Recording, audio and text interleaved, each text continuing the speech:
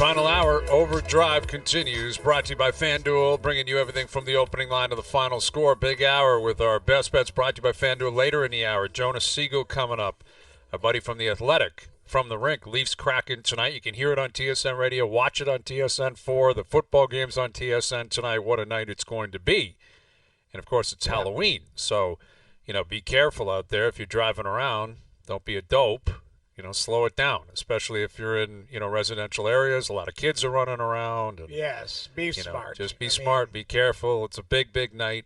It's going to be a fun night. And, again, sports going on, which means I'm going to see what I saw, I believe, a year ago. The Leafs were playing on Halloween. My kids will go and knock on someone's door, and the guy will be watching the Leaf game, and he's just not partaking in Halloween because he's watching the Leaf game. Yeah, but the lights are off or whatever. What is the? That's what it was last year. It was dark, but the TV was on, so you could see the guy, and he had his feet up. And I'm like, I get it, man. It's your call. You don't have to partake in this, but you're home and you're watching the Leaf game. Kids are knocking on your door, and he's like, I'm just not answering. Leafs are playing, so I'm not doing that. So I look forward to seeing that guy, I'm sure, again tonight. I know exactly where he is, right around the corner. I'm going to go find him tonight. So we'll do that. And Pierre LeBrun coming up here in a moment. Speaking of finding someone, we have sent Al's brother out somewhere in the city with a pair of Leaf tickets. Pretty good tickets, too. Leaf Bruins tickets, man. You can't beat this. You ready for the fourth and final clue of the week from Al's brother? Yes. All right, Leaf fans, here's your final clue of the week. You guys know how much I love a good cruise. I love a good cruise. And the only way to get to this place is by boat. There it is. Fourth and final clue. All right, so tomorrow you can call in when you hear the cue to call. And if you're the first caller through with the correct location, you'll win a pair of tickets to see the Leafs play the Bruins November 5th. What a game that's going to be. That'll be a good one. That'll be a great game. The Leafs have got to beat the Bruins. We've talked about it every time we've done this clue this week. Got to get the Bruins at some point in the regular season. And you got Seattle tonight. You can't sleep on them. They're off to a pretty good start. Well, Brandon Montour's been sent home. He's not playing tonight, so that's a win for the Leafs. And it is, and I think they might be a little fat and happy coming off an 8-2 win, right? So they might be a little – I think this is a ripe opportunity for the Leafs to go at them because – a lot of times you're on a road trip and you feel pretty good about yourself coming off a night where just everything went perfect for them, right? Honest to God, if you were watching that game, which I was because Frankie was calling it, Frankie and Muddy, they were just throwing pucks from the blue line. They were going in. It was the most ridiculous start the Canadians have had. They looked terrible. Arbor Jack guy might have just should have taken his gear off. He might have helped. It might have helped the Canadians. He was so bad. But to a man, they were awful. But, when you look at it, I think it's an opportunity. If the Leafs play well, they could catch a team that might be a little bit too overconfident coming off a relatively easy game in Montreal. Yeah, and we had Ron Francis on, and he said, they flew into Montreal early, got into Toronto early. Who knows what they've been up to the last couple of days. And the Leafs are in a position where they got to stay consistent. They won a very quality game on Monday night against Winnipeg. They played well, won that game. Winnipeg went into Detroit last night, spanked the Red Wings. So Winnipeg responded. Now it's on the Leafs to keep the ball rolling. And Jonas Siegel will join us later in the hour. But joining us now on the Maple Toyota Hotline, here's our TSN hockey insider, Pierre LeBrun. What's happening, Pierre? What's up? Happy Halloween, Happy Halloween, gentlemen. Yes. I maybe Noodles will get this because where he grew up, but I grew up, as you know, in Hearst, way up north in northern Ontario, and every Halloween, all I can remember is putting a snowsuit underneath my Halloween costume because we were already several inches into our snow season up in Hearst in those days. And I'm looking outside today. I went for a walk. Is this still summer? What is going on here in Toronto? Crazy. It's 18 degrees out right now. It's perfect, man. I recall the same thing. I remember walking around my kids a couple of years ago. It was raining and wet and cold. It was awful. It was begging them to pack it in. You can't do that. But now tonight we're going to be flooring it. We'll be out there until God knows what time. But the weather's great. It is perfect for trick-or-treating tonight. What's the time for you guys where it's cut off? Is it 9 o'clock?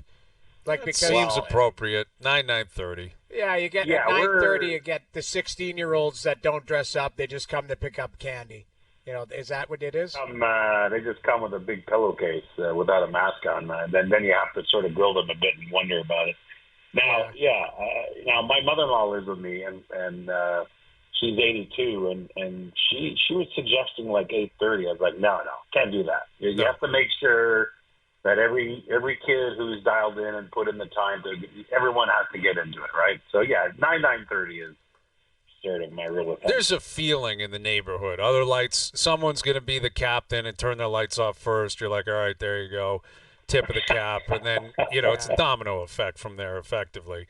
Timothy Liljegren getting dealt last night. Like, what kind of market was out there for him, Pierre? Was this something that the Leafs felt they had any leverage on, or were they just dealing with San Jose and they took whatever they could get in return? Yeah, there was a very lukewarm market for Timothy Liljegren, is my understanding, and it's not like they just started to check out the market recently. They've checked in with almost every team in the league throughout the summer, asking them if they had interest in Timothy Liljegren, and again, there wasn't much of a response. So, I know a lot of people are wondering why did they sign him then if they were doing that, but they signed him because they didn't want to go to ARB with him and get nailed with a $4 million ARB award. So they signed him to less than that. They also, front-loaded his deal, which made him easier to move to San Jose. The Leafs paid him a $2.4 million July 1st signing bonus, which means San Jose just paid him a $1 million salary this year. So, but the reality is, while I know there are a couple of other teams that at least talked about his name internally, and Anaheim's one of them. The reality, as far as I can tell, is the Leafs got one team to call and say, yeah, I think we'd do this, and it was San Jose. And you get it certainly from the Sharks' perspective. That Liljegren's 25, looking for a reset. The Sharks certainly have minutes to give him in the role. And they're in a full rebuild. But I think the pressure here, you asked about leverage, is really the opposite. I mean, the pressure here, I think, was on the Leafs that Hakanpää is on the mend, and they needed to start, making room for him here soon. So it was really a roster thing. And even now, I heard from a couple teams today that they heard that the Leafs are putting out the word that already they'd like to flip Matt Benning, who the Leafs got in that deal. So the Leafs aren't done making moves potentially here. But it's certainly, everyone knew that Liljegren was out there, but I guess what I'm saying to you is that he's been out there for quite a while without much of a market. So it's not a great time to sell off on a guy. There's still a chance Liljegren can figure this out and be an NHL player, right? And so it's really a sell low moment, but really the Leafs have no choice. It just didn't feel like it was going to happen here in Toronto for him. So with the trade of Liljegren, with Ole Mata getting on the move, do you feel like the market for defensemen is potentially, teams would start to look? I know, I think you hear rumblings out of Edmonton, you hear rumblings out of other teams that are, at least looking and kicking the tires. Does this maybe heat the market up a little sooner than expected? I don't know if it will, Noodles. Certainly I will tell you that GMs are activated right now in the sense that they're checking with each other early on the market. That doesn't always happen 3 weeks into the season, but that's the sense that Dregs and I and CJ are getting, that teams are certainly checking in with each other a bit earlier. Whether that leads to anything, I'm not convinced. I talked about it last week on Insider Trading. Kent Hughes of Montreal started calling around last week. Obviously a disappointing start to the year for Montreal, but, I think Buffalo would be up to do something. All the obvious spots, I think, are looking to do something. Utah just had to do something with the loss of Jersey right after they lost Marino. They were desperate to find a D, and that's why they did Mata. But to answer your question, though, there are D that are going to be dealt before the March 7th trade deadline that are at another level in terms of impact. And one guy that comes to mind for me is Ivan Provorov, who's in Columbus, and he's a pending UFA. Like, they're going to be asking for a first-round pick for him when the time is right. The thing is, and that's a guy that I actually think Utah wanted primarily, but the Columbus isn't ready yet to start selling off. They're a surprising team right now, and I think Don Waddell in Columbus, when when he's not too busy putting on a Green Lantern Halloween costume for social media. He wants to, he doesn't want to start selling off pieces yet. He wants to give that group every chance they have to keep surprising people. But at some point closer to March 7th, Prohorov's going to be one of the names that I'm going to be coming on here every week, and we're going to be talking about teams trying to get him for sure. Well, I noticed not a lot of GMs do this, but have you seen where Don Waddell, it was reported last week that during the game he will walk around the concourse and meet people? Is that just, did he do that in Carolina? I don't know if he did. Okay, so, I mean, is that just one of his things to, try and connect with the fans? He's pretty much notorious for that. Now, in Carolina, as you guys probably know, he wore a lot of hats. I mean, he was the president of the business side, too, and so he was constantly checking in with sponsors, and he was always on the go and in different parts of the building. So I actually wasn't aware that was happening in Columbus as well, so you're giving me some knowledge there. But that is his MO from the teams that he's worked for over the years. But he's also a character. Like you saw you saw his thing there on social media today with the Blue Jackets and the Green Lantern costume. I was told last year, and I don't even know if I should be sharing this story or not, but what the heck. I was told last year that he dressed up as Santa Claus in Carolina, and he, the siren, they have someone jack up the siren before every game in Carolina. Mm-hmm. Yeah. And it was him in a Santa Claus costume, but no one knew it was him. He never took his mask off. So he's a bit of a character. I think people just see the business side of him, but there's obviously someone with some levity there, and they are. I mean, I don't know about you guys. It's really kind of a great story that the Jackets are surprising like this. They're sixth in the league offensively right now, 3.89 goals per game. I mean, I don't have to tell Leaf fans that after what happened last week, but then they ran it up on Edmonton this week. I mean, I don't think it's sustainable, but it's pretty neat to see. With Pierre LeBrun, our TSN Hockey Insider. So Mike Johnson and Craig Button have been putting forth their Team Canada for the Four Nations Cup. And this is their opinion, their consensus opinion between the two. And the defense and goaltenders came out today. And in net, they have Binnington, Adin Hill, and Montembeault. No Skinner on there. I'm trying to think of who else would be in contention. Darcy Kemper, maybe, if he's healthy, although it hasn't been great. Yeah. How about Marc-Andre Fleury? I meant to float that. Flower. Would you go Flower Noodles or Montembeault as the third string? So everyone, people are starting to, I've been asked about this week. People are loving this idea of Marc-Andre Fleury at the number 3 because he's basically one of the greatest human beings ever to be an NHLer, and we all love him. But my counter argument to just giving away a spot like that is that I think that Team Canada should be insecure enough about their goaltending that they can't give away at number 3 symbolically. I think they're going to be naming 3 goalies on December 2nd where they have no idea which of the 3s have started in February. So now, unless you think Marc-Andre Fleury literally could be the starter, which at his age at this point, I think would surprise me. I don't know what you think, Noodles, but I don't think you can toy around with that, I guess is what I'm saying. Here's the thing. It's not like they're playing 17 games. They're going to play 3 to 5 games tops. Marc-Andre Fleury, I watched him play against Pittsburgh the other night. He's when he plays well. He just does, you can't play him all the time. I don't think it wouldn't be a symbol thing. It's a guy who's who'd be a great mentor for whoever else is there. Binnington is my 1, but if you're going to go if you're going to go Adin Hill because he's won a cup, then that's fair. Stuart Skinner, I think it should have an opportunity. Yeah, he played in 82 games last year, took his team and was with his team to the final. Hasn't had a great start like his team. But let's not forget, Samuel Montembeault, his numbers are going to stink by December 2nd because, Montreal is where they are. I still believe they're an 80-plus point team, but they're not going to be a playoff team. I think Montembeault is a good goalie. I would pick Marc-Andre Fleury over him personally. I would because I think regardless, in a 2-week scenario, could Marc-Andre Fleury be better than Samuel Montembeault? I believe he could.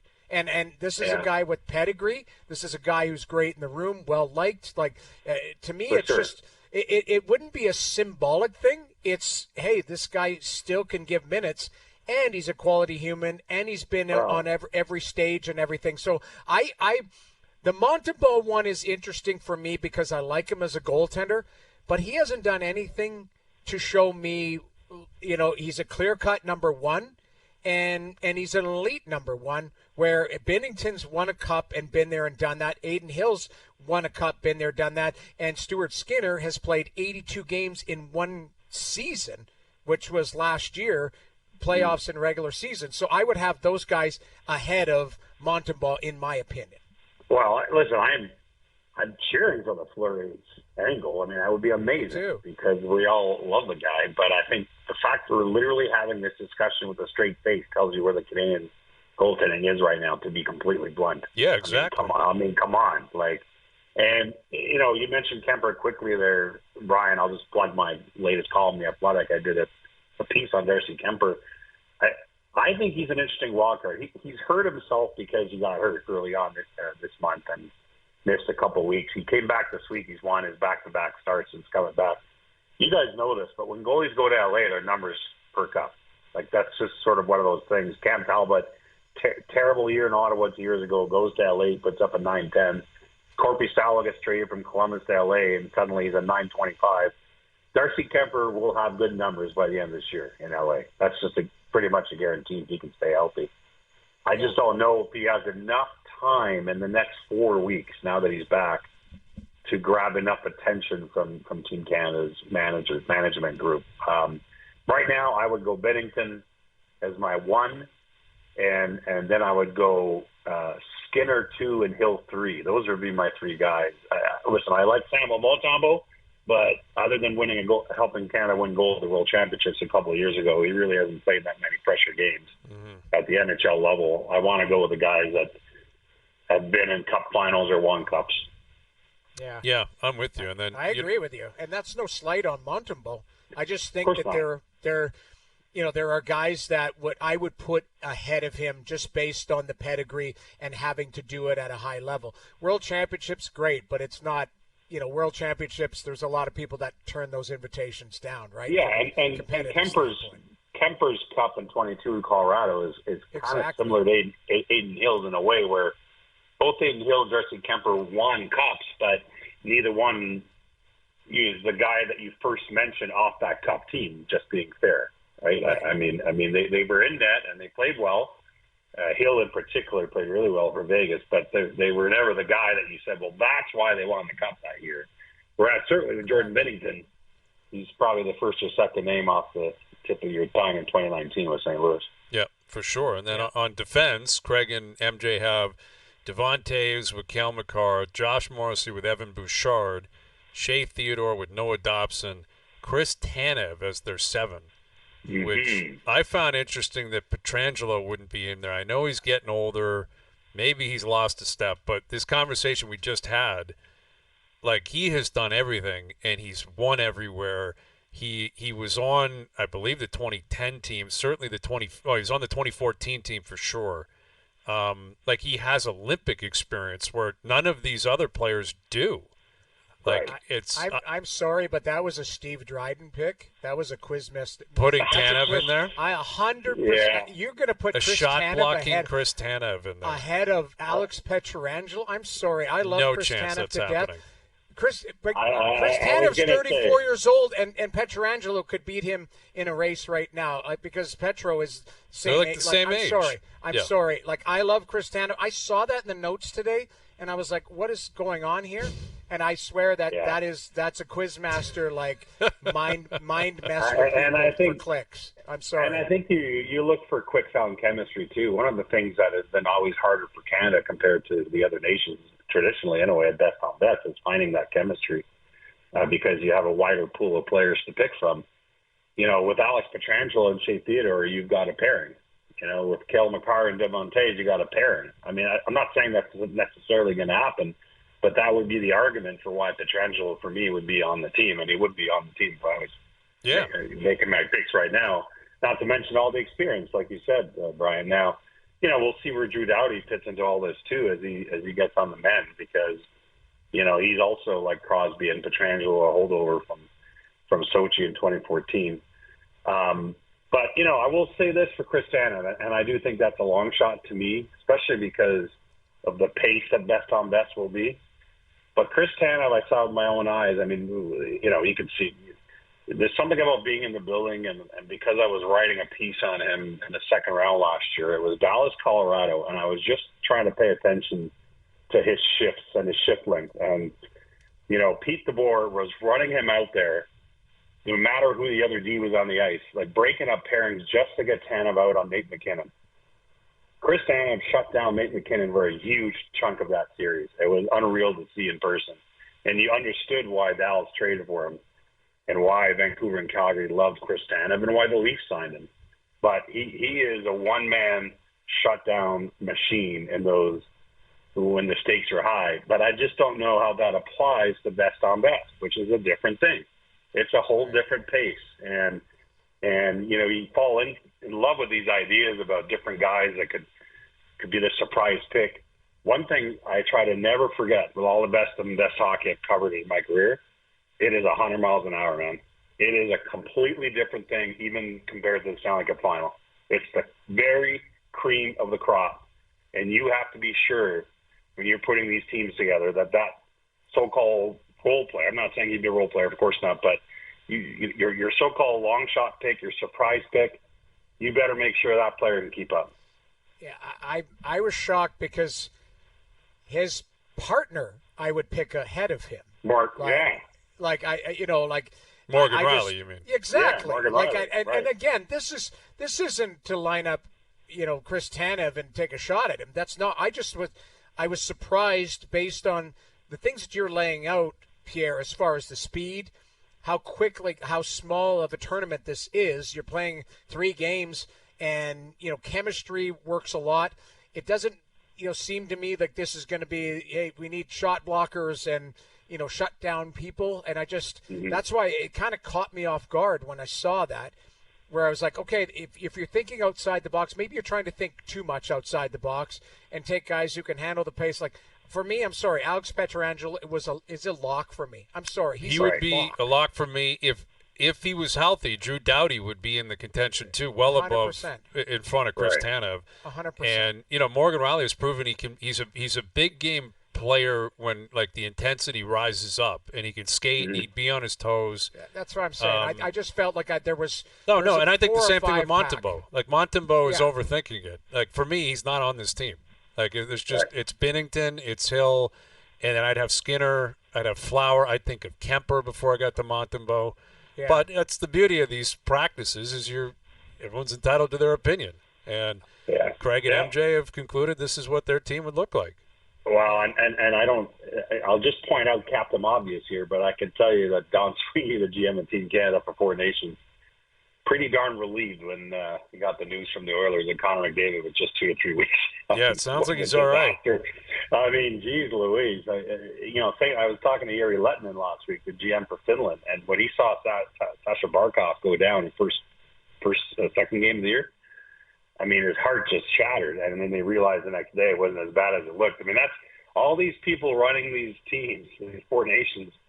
They're on pins and needles every night watching NHL games, just praying that these top guys don't get hurt, obviously. And unfortunately, that's often the case. You get the last-minute injury for one of these teams, and it's just a crusher. No kidding. And wait until the tournament starts. Every GM sits there and goes on pins and needles that their player doesn't get hurt in this hockey, in this tournament, right? Oh, because my gosh. It's so funny you said that. It was John Tavares who, unfortunately, it's John Tavares. broke his Who got it? leg Alex Edler, wasn't it? Adler, Stahl, Jordan Stahl, or Eric Stahl. Dominic Hasek for the Ottawa Senators, famously, when Ottawa had really its best, had their little window to win a cup, remember?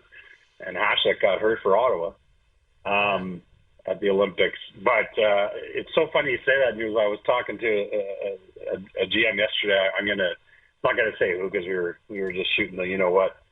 But we were talking about one of his players that was a bubble player for one of the Four Nations teams, one of the 4 teams. And he goes, well, wouldn't break my heart.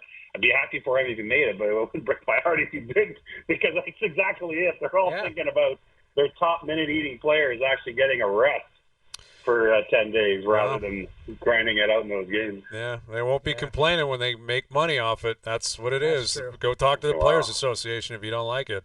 All right, we'll leave it there. Thank you, Pierre. Good stuff. We'll do it again soon.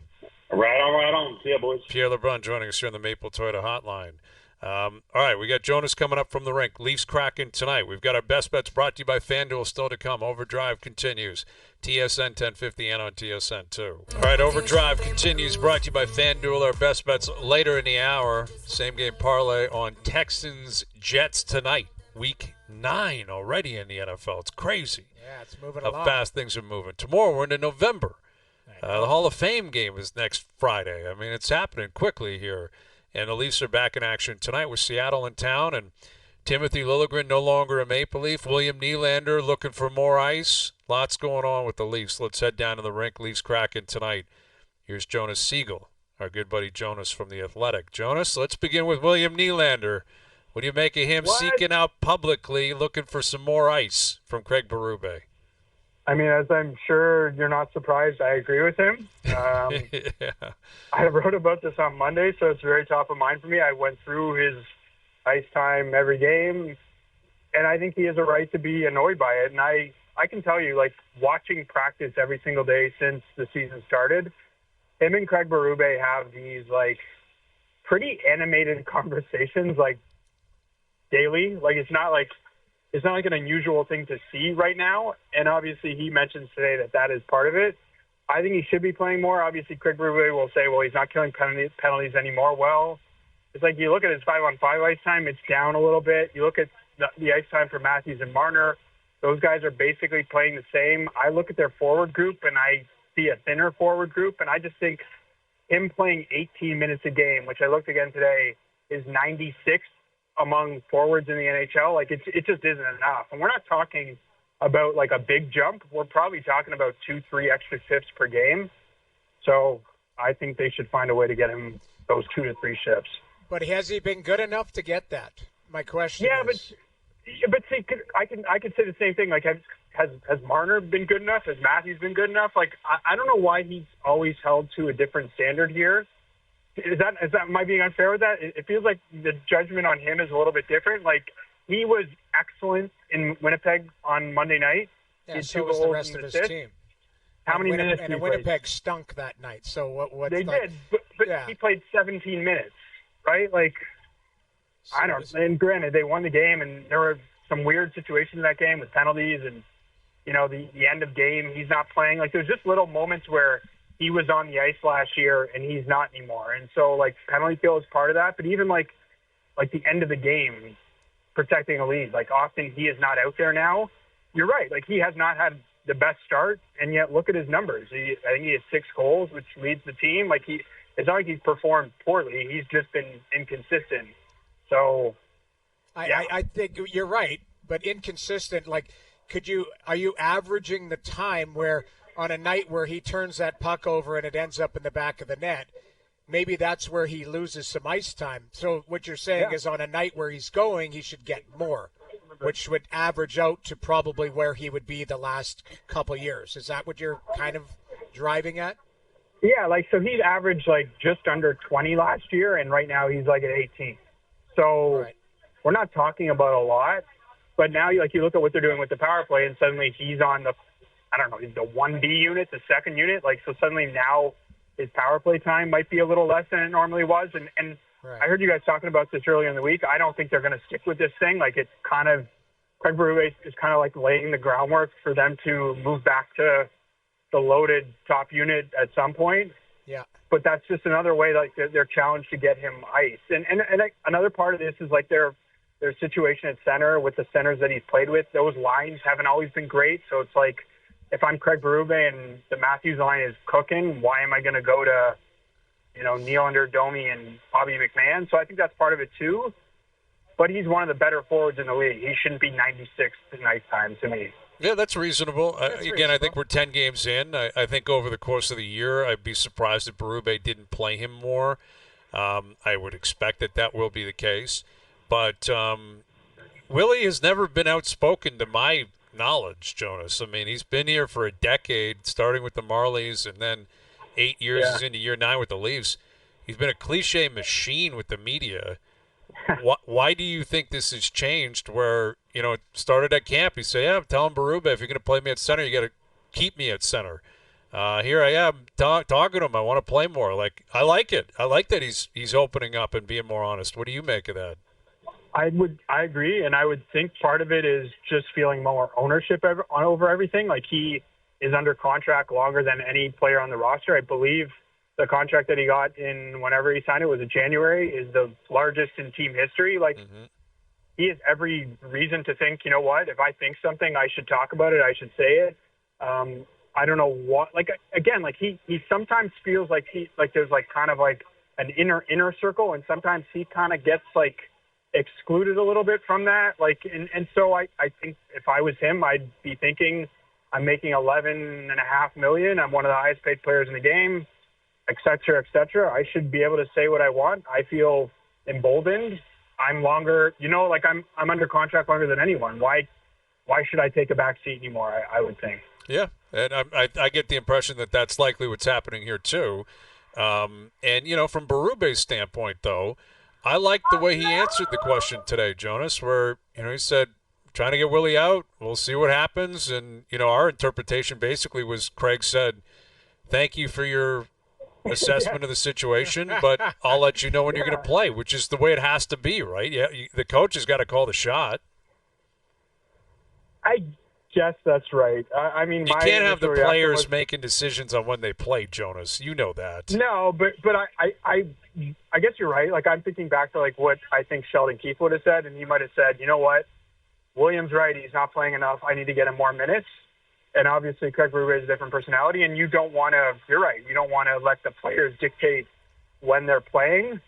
But now this is going to be a thing. You betcha you guys are going to look after the game tonight to see how much he played. And this is not going to go away. If we're 2 months from now and he's playing 17-40 a night, I'm going to be asking about it. I'm going to be trying to figure out why he's not playing more. They've had difficulty scoring 5-on-5 goals. He scores 5-on-5 goals. There's reason to play him more, and I wonder if he looks for a few more opportunities to get him out there. One thing they've done here and there is get Nylander out for offensive zone faceoffs with Matthews and Marner. Maybe instead of doing that twice a game, you do that 3 times a game. There's just little ways to get him the extra shifts here and there that he probably should be getting. Well, it's funny, though. You look at winning teams. If you look at the Florida Panthers and teams that have gone deep, are there guys playing 22, 23, or is it everybody balanced into the high teens or into maybe 20 minutes a night? I think that's what they're trying to do is create a balanced attack here. And the other thing, too, is you're right. I'll look at the ice time, but I'll also look at how well he plays and the details of the game. Willie's prone to take some shifts off. And O made the point in the 4 o'clock hour, hey, you want to get to 19 or 20, give us your best 19 or 20 where there's not, some subpar shifts. And listen, we're talking about Willie. Everybody has subpar shifts. Well, that's the point here, and that's the not the counter, but the continuation of this philosophy, and I think it's what you were pointing to, Jonas, is that if Marner struggles tonight, he better not be playing then. You can't. He will be, right? And that's been the issue. Is it's Willie with Keefe. It was Willie, take a seat. Marner would go out there, throw a pizza up the middle. You're still on the ice, and that shouldn't be happening. And to your point, and to extend your point, who was the one forward, maybe the one player on the team who was consistently criticized publicly by the coach? It was Nylander. And now, I think that's strategic because I think that works with him. I think he can take that. I think it actually works in terms of getting more out of him. But I would think if I'm him at a certain point, it's you to go back to the center ice thing. That would have annoyed him. I know it did. Literally the one thing he said in the summer is give me time, and then they give it a week and a half, and now you're playing me less. You know what I mean? It just I can imagine it builds up over time where you're why am I always being held to a different standard than the other stars on the team? I don't know if that's how he feels, but I can imagine that's how he feels. But correct me if I'm wrong, because you're around it more, but I feel like Craig Berube has been quite vocal on everybody. He's called out Matthews. Nah, Like- I guess he has. Yeah, I guess that one Yes, night when exactly. he makes the play with Jake McCabe. Yeah. Yeah, he's called out guys who deserve to be called out. That's the one thing that I've noticed with Craig Berube. I don't think he sits there and goes, you know what, I got to get cattle prod that guy more than this guy. If he doesn't like what he sees, he's saying, I don't like that. I didn't like our power play. I didn't like this. I thought we were too soft. I thought we had a bad start. Like, the one thing I've noticed with Craig is he doesn't care what other people think of his coaching. He's going to coach the way that he wants to, whether we like it or not. And, I almost got that from Jonas. You were there today. I almost got he gave everybody a polite FU. Like, this is, I don't care what anybody says, but this is the way I see it. And yeah, if there's more shifts, we'll find them. But why, I'm coaching the way I want to coach and shaping this team. I want to shape it. Correct me if I'm wrong, because you're the guy in the scrums, kind of seeing this guy face to face and hearing. But I feel like there's been a lot of, not a lot, because it's not like they've been dreadful. They're 5-4-1, but there's been criticism, and that's been spread out through everybody, not just one or two guys. Sort of, yeah, like in moments, but it's not been like specific. Austin can't make that play. Like, we need more. Like, it hasn't been pointed like that. And I think Noodles, like, the one thing that I think he'll encounter, and maybe this is like the first good example, is this wouldn't have been a big thing in St. Louis. You know what I mean? Like, no one would be asking him questions about, how much Jordan Kyrou is playing. Yeah. And now, like, this will be a thing where he has to figure out, like, how do I handle this? What do I say? Because, like, I mean, it's the nature of the market. Like, little things become big things, and little things that shouldn't be anything become, like, week-long storms, and you have to figure out, like, what do I say to diffuse this? And maybe that's what he said this morning. Like, if he deserves to play, I'll play him. But if a few weeks go by, like, and it's continuing, it's going to be an issue, because clearly William Nylander is not going to be afraid to talk about it, and you guys are not going to be afraid to talk about it, and I'm not going to be afraid to talk about it. With Jonas Siegel of The Athletic, Leafs Kraken tonight. Is Joseph Woll playing tonight? I haven't seen anything. Says on confirmed, but I don't know. Yeah. Yeah. Berube said that. I'm looking at the skate, and yeah, he's there. Okay. So what do you make of how big of a game is this, in your opinion, for Joseph Woll?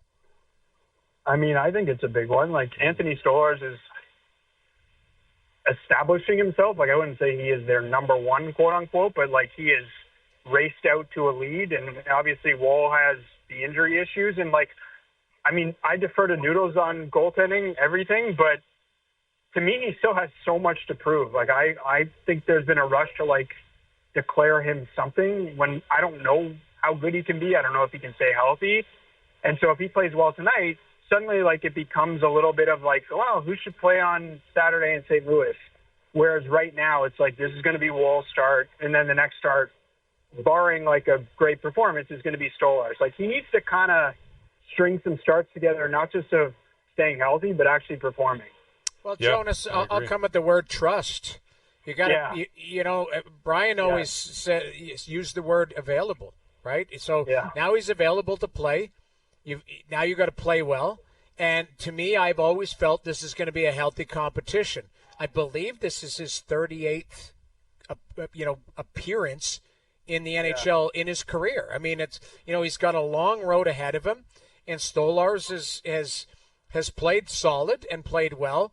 But again, we've talked about it. Stolarz have started 22 and 23. That's the most he's actually started. He's appeared in 27 and 28. That's the most he's appeared in a season. So it's still, this is still a chat, like a book that's writing himself, because we don't know. And Woll can string, if he can string together a couple nice starts, he's going to get a longer leash. But right now he's got to earn that leash.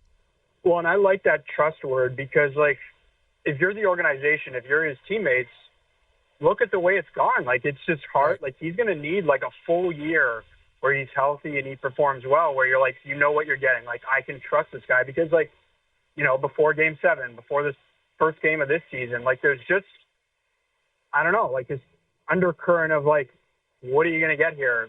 Can he stay on the ice? Can he perform?